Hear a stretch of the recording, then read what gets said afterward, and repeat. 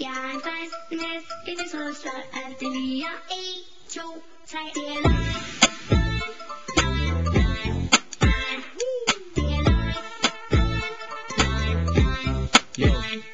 Hey yo, jeg svæver, jeg har aldrig løjet i mit liv, okay. Måske går stykkerne i byen lidt for stiv, men vær ikke i tvivl, jeg er ikke fuld af pis. Jeg har et liv som Missy Elliott i MTV Cribs.